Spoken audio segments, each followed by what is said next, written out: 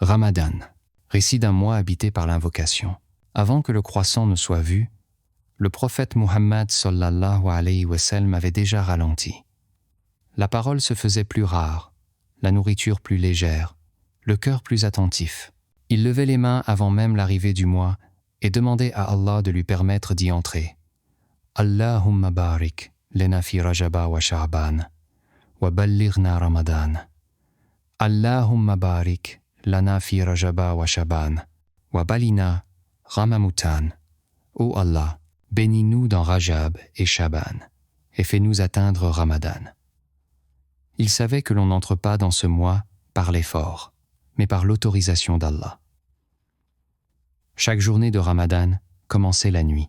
Quand les maisons s'éteignaient, le prophète Muhammad sallallahu alayhi wa sallam se levait. Il se tenait debout longtemps, sans hâte, sans recherche de quantité. Parfois il parlait à Allah, parfois il se taisait devant lui. Et quand les mots venaient, ils étaient simples et vrais. Allahumma inni a'udhu bika min zawali ni'matik wa tahawwili afiyatik.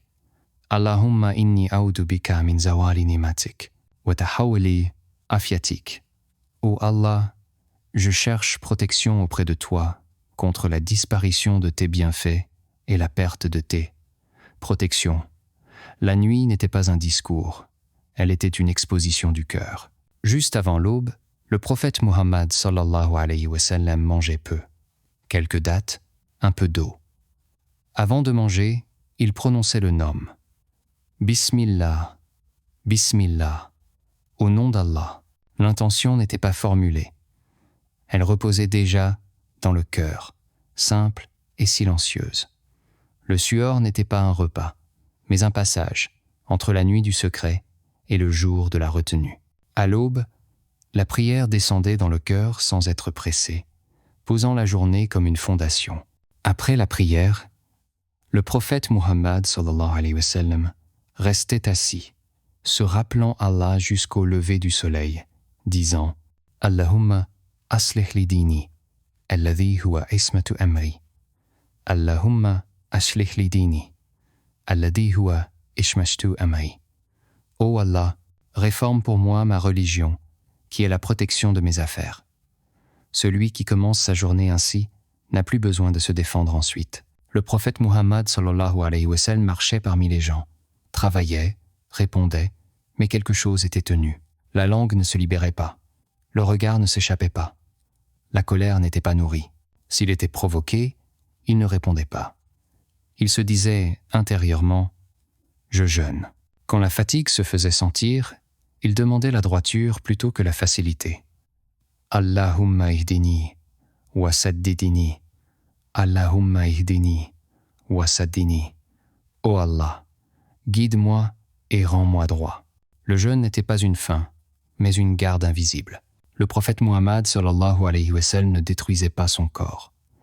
Il se reposait un peu, car un corps brisé entraîne un cœur distrait. Ramadan n'était pas l'excès, mais la justesse qui permet la durée. Quand le soleil déclinait, le cœur devenait plus tendre. Et le prophète Muhammad sallallahu alayhi wa sallam invoquait longuement, pour lui et pour les autres. Allahumma aghfirli, warhamni, wahdini, wa'afini, warzukni. Allahumma aghfirli, warhamni, wahdini, wa'afini, warzukni. Ô Allah, pardonne-moi, fais-moi miséricorde, guide-moi, accorde-moi la santé et la subsistance. Il rompait le jeûne sans attendre, avec des dattes et de l'eau, puis disait « Dhahab al-dhama wabtallat al-uruq wa thabata al-ajr, insha'Allah.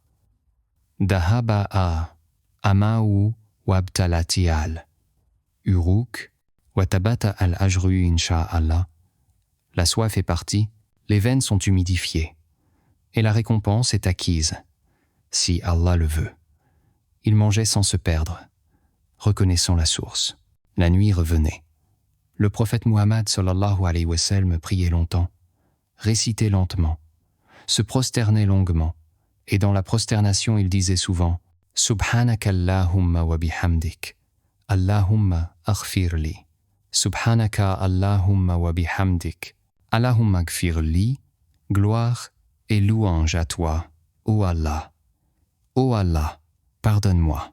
Quand arrivèrent les 10 dernières nuits, le prophète Muhammad sallallahu alayhi wa sallam resserra le monde. Il veillait, réveillait sa maison, se retirait. Nuit après nuit, quelque chose tombait. D'abord le superflu, puis les calculs, puis même la force. Une nuit, l'intention devenait nue. Une autre, le cœur s'adoucissait. Une autre encore, le silence s'installait. Puis venait la fragilité, puis l'abandon, jusqu'à ce que le cœur dise sans mots « Fais de moi ce que tu veux ».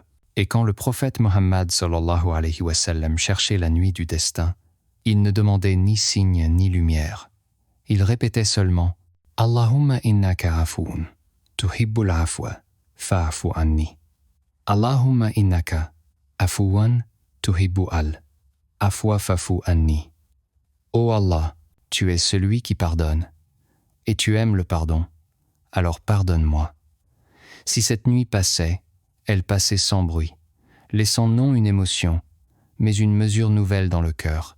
Quand le mois s'éloignait, le prophète Muhammad sallallahu alayhi wa sallam demandait simplement l'acceptation « Allahumma taqabbal minna, innaka anta sami'ul alim, Allahumma taqabbal minna innaka, anta as-sami'u al-alim.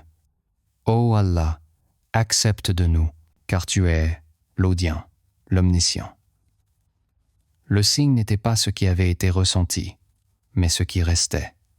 Plus de retenue, plus de patience, plus de vérité, moins de bruit intérieur. Ramadan n'était pas un mois à réussir, mais un feu doux qui brûle ce qui ne peut durer et laisse ce qui peut rester. Le prophète Muhammad sallallahu alayhi wa sallam ne traversait pas Ramadan. Il s'y abandonnait. Et celui qui entre ainsi dans Ramadan n'en sort jamais tout à fait. Si tu veux voir plus de contenu comme celui-ci, laisse un like et abonnez-vous.